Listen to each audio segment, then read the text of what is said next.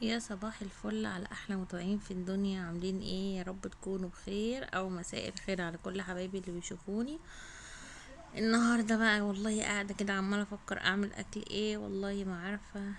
اخترعت كده وانا قاعده اكله.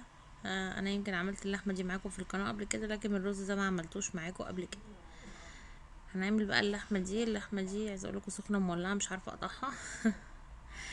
شايفين الدخان طالع. اللحمة دي كانت لحمة مكعبات، وعاملاها بالمشروم والفلفل والمستردة وصوص الليمون والثوم. بصوا حاجة كده من الآخر. بجد حلوة جدا. يا ريت اللي يجربها في الكومنتات يقولي. وعملنا الرز ده الحلو ده بالبسلة والجزر. آه مش عايزه احرق لكم بقى الحاجات. خلينا نشوف بالتفصيل كل حاجه. لايك وشير للفيديو وسبسكرايب، واللي ما فعلش الجرس يفعله عشان يوصل لكم كل جديد مني. يلا نسمي. اول كده حاجه مع بعض، قطعت الثوم على ايدي، انا ما فرمتوش. كده احسن. لو انت عايز تفرميه براحتك، بس انا حبيت اعمله خشن كده، يعني مكعبات صغننه مش مفروم للاخر. هديله تحميرة، يعني تشويحة، مش هخليه لونه ذهبي، لا يعني هيتحمر. اول ما يبتدي يلون كده هحط اللحم. هسيب بقى التوم يتشوح. قبل ما اقولكوا التوابل، معايا بصل بودر، ومعايا بهارات شاورما وبهارات لحمة وورق لورا وسماق وفلفل اسود. ودي معلقة من الماجي هوريهولكوا دلوقتي، اللي هو الصوص البني ده، صوص اللحمة ده. التومة اهي بتتحمر اهو. الصوص ده اللي هو صوص اللحمة ده، حطيت منه معلقة واحدة. في ناس بتحط الباكت كله، بس لا يعني ما انصحكوش، هو ممكن يغير طعم الاكل، يعني هو بس بيدي سمك شوية. انا عامة بحط منه معلقة، يعني لما بعوز احط منه. معايا لحمة دي وش فخدة، انا مقطعاها كده مكعبات. بصوا هي حمرا خالص اهي. انا مش هكتر السمنه ومش هكتر الدسم، لان انا كده كده هحط عليها مشروم في الاخر، والمشروم ده انا مشوحاه بسمنه وحطاه في الفريزر. يعني قللت السمنه عشان ما يبقاش كله سمنه. انا هفضل بقى اشوح فيها كده. وطبعا اللحمه دلوقتي هحطها على نار عاليه جدا. ليه؟ عشان تنزل الدم بتاعها والحاجات دي كلها والسوائل الاول، وبعدين هحط لها التوابل. تعالوا بقى كمان نعمل الرز. قلت بقى بالمرة. انا كده حطيت شوية زيت صغيرين جدا، وحطيت الباقي سمنة. ومعايا كده بصلة كبيرة او 2 متوسطين زي ما انتي حابة. انا عملت 3 كوبايات رز. بس انا طبعا مش هسوي الرز دلوقتي، يعني دوبك بس هشوح الحاجة بتاعته واسيبه، علشان خاطر اللحمة طبعا لسه تاخد لها ولا ساعة على النار، فالرز طبعا هيبرد. انا بس قلت احضر حاجة الرز يعني. برضو البصلة مش هحمرها، هديها تشويح عشان ما تغمقش الرز. خلاص بقى البصلة اتحمرت، وحطيت كده، طبعا مش اتحمرت زي ما قلتلكوا بقى لونها دهبي. حطيت الجزر والبسلة، وحطيت ملح وفلفل.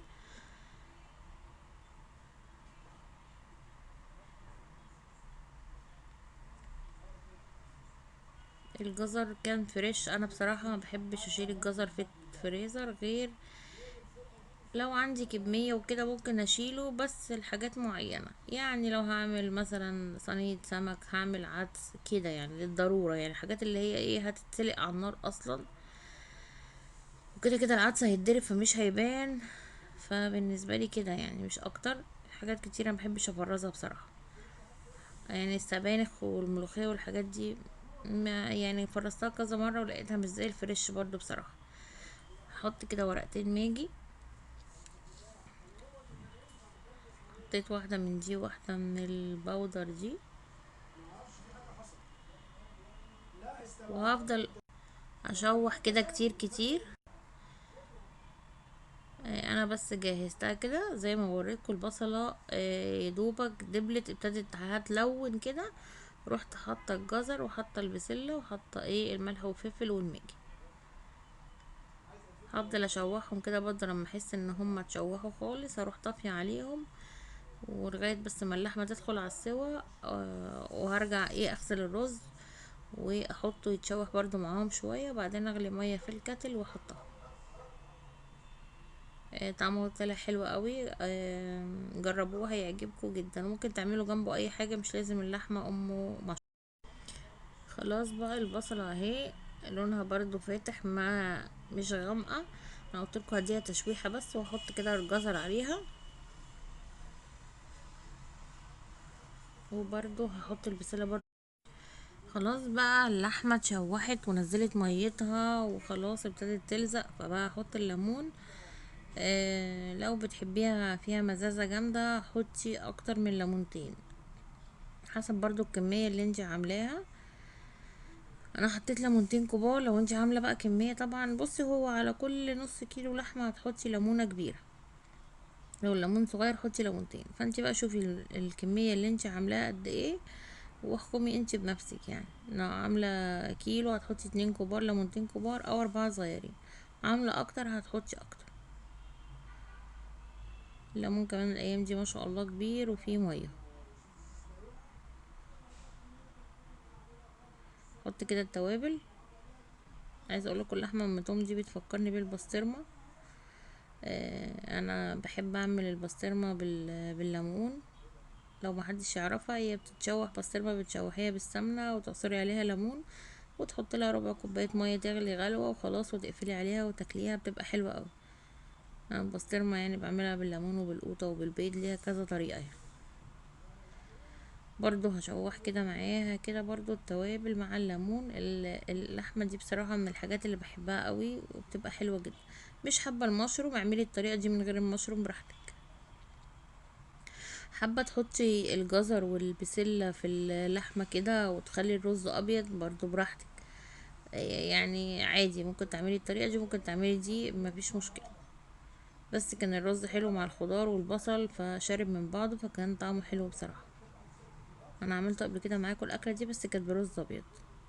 هسيبها بقى تستوي زي ما انتم شايفين، مش حاطه ميه كتير للاخر. بصوا خلاص بقى. انا هسوي دلوقتي الرز. غسلت الرز وحطيت زي ما قلت لكم، انا عملت 3 كوبايات. حطيت جزرايه وكوبايه بسله عليهم.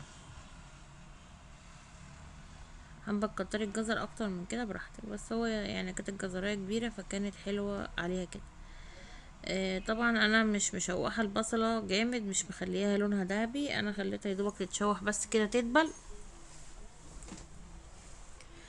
وعملت حساب كمان ان هي هتاخد تشويحة مع الرز.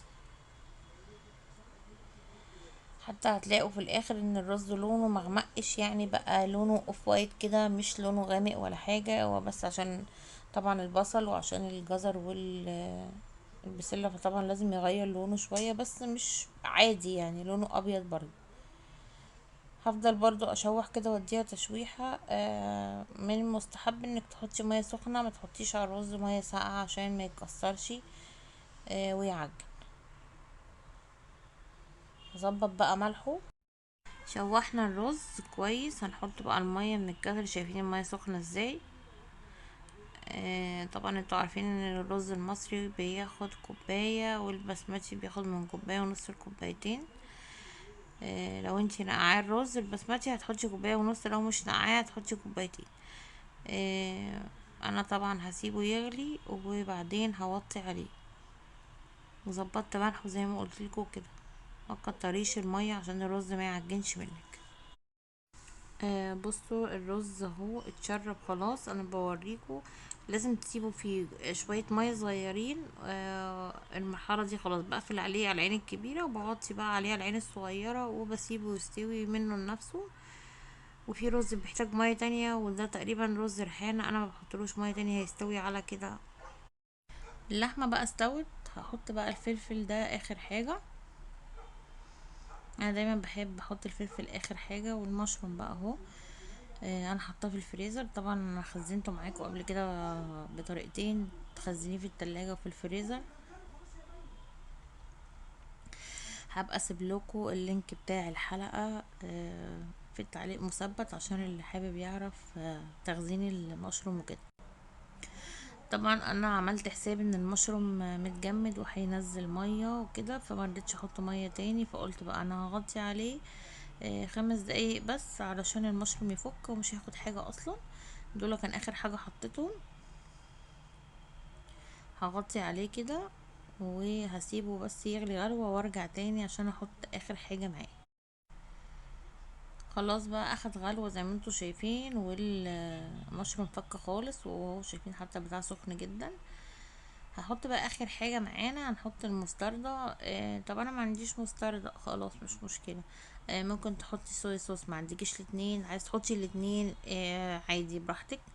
انا عشان حاطه ليمون وحاطه سماق ما رضيتش احط الاتنين، لكن انتي لو ما عندكيش مثلا سماق، بس الوصفه دي الاساسي فيها الثوم والليمون.